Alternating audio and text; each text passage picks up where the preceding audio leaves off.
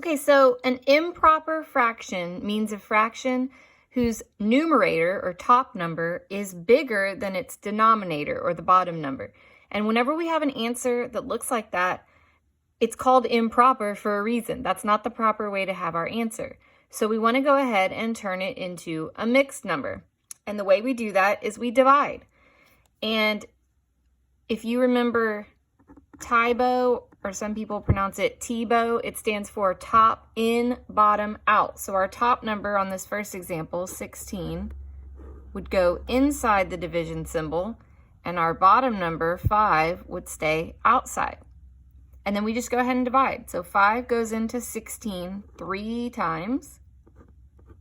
That gives us 15. And when we subtract, we get 1. And then this 3 is going to be our whole number. Your remainder, or the 1 here, is going to be your numerator.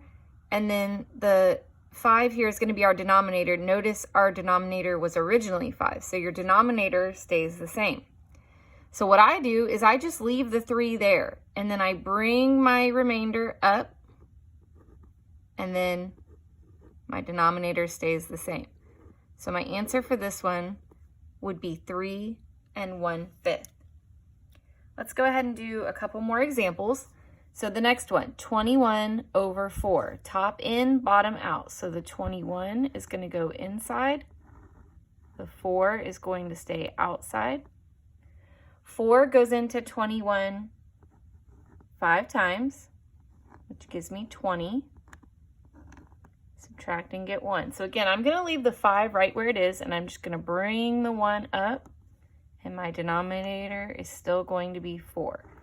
So the answer to that one is 5 1/4. And if you're not sure, if you want to double check your answer, you could always turn it back into an improper fraction, and it should turn into what you started with. So if you remember from our previous lesson, we used the MAD, multiply, add, denominator stays the same. So if I multiply 4 times 5, that gives me 20, plus 1 gives me 21, denominator stays the same, 21 over 4.